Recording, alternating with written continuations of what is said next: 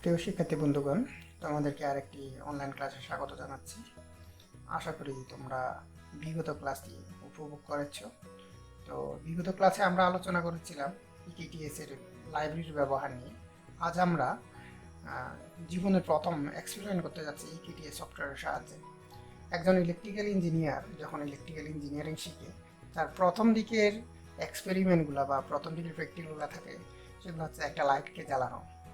হ্যাঁ, আজকে আমরা এই EKTS সফটওয়্যারের সাহায্যে একটা লাইটকে এক সুইচের সাহায্যে জ্বালাবো এবং ঠিক সেই একই লাইটকে দুইটা ভিন্ন আলাদা পয়েন্ট বা দুইটা আলাদা সুইচ থেকে আমরা অপারেট করব।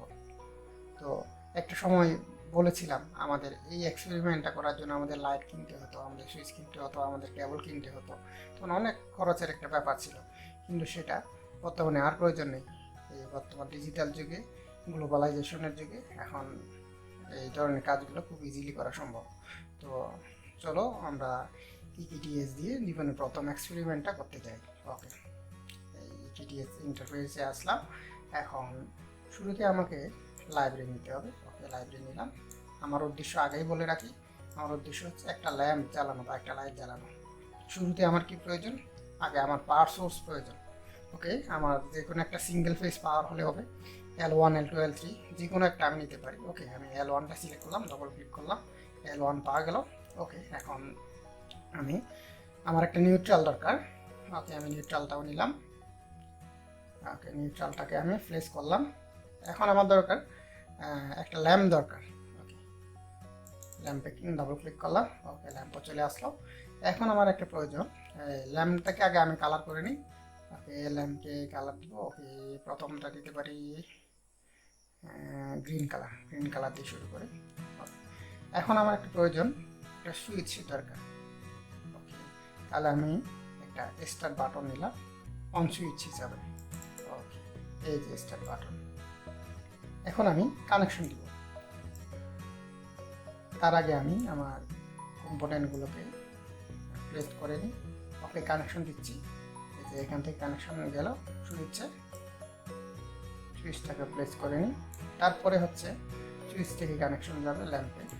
এখন ল্যাম্প থেকে সরাসরি নিউট্রাল। ওকে, তাহলে আমাদের সার্কিট রেডি একটা লাইট জ্বালানোর জন্য। ওকে, আমি রিনেম করে দেখি এটাকে ল্যাম্প ল্যাম্প ল্যাম্প রিনেম করলাম। এটাকে আমি সুইচ রিনেম করলাম, SWIT অন প্রেস অন লিখে দিলাম। তো এখন টেস্ট করার পালা, এক্সপেরিমেন্ট করার পালা যে কোনো ভুল কানেকশন হয়েছে কিনা। এখন আমি রানে যাব, রানে ক্লিক করলাম। রানে ক্লিক করার পরে আমি এই অন বাটনটাকে প্রেস করব।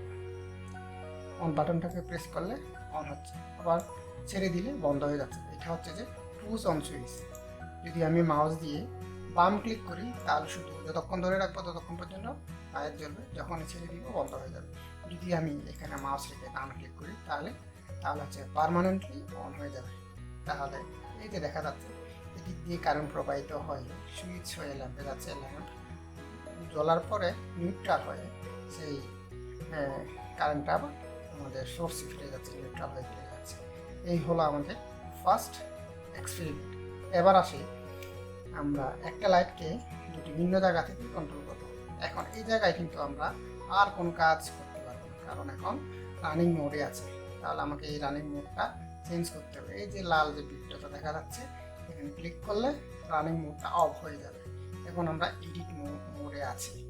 এখন আমরা দুইটা সুইচের সাহায্যে একটা ল্যাম্পকে জ্বালাবো বা দুটো সুইচের সাহায্যে একটা ল্যাম্পকে কন্ট্রোল করব। তাহলে তার জন্য আমার কি দরকার? আমার লাইন দরকার, আমার নিউট্রাল দরকার, একটা ল্যাম্প দরকার এবং দুইটা সুইচ দরকার। আবার সেই সুইচগুলো সেই সুইচ হলে হবে না, সেই সুইচগুলো মূলত SPDT হতে হবে বা সিঙ্গেল পোল ডাবল থ্রো হতে হবে। তো সিঙ্গেল পোল ডাবল থ্রো সুইচের কাজটা এই সফটওয়্যারে দুইটা অপশন দিয়ে করা যায়। একটা হচ্ছে এই 3 পোল ডাবল স্টেট সুইচ, এটা দিয়ে কাজ করা যায়। এই যে এখানে তিনটা পোল দেখা যাচ্ছে, প্রত্যেকটা সিঙ্গেল পোলকে যদি SPDT ধরি, এই যে হচ্ছে কমন, এটা হচ্ছে নর্মালি ক্লোজ আর এটা হচ্ছে নর্মালি ওপেন। এই সুইচটা ব্যবহার করতে পারি আমরা। আবার যদি ওইটাকে ইউজ না করি আরেকটা সুইচ দিয়ে কাজ করা যেতে পারে, সেটা হচ্ছে লিমিট সুইচ। লিমিট সুইচ দিয়ে ক্লিক করলাম, আমি ইজিলি মনে করতেছি লিমিট সুইচটা। ওকে, আমি অন সুইচটাকে কেটে দিলাম।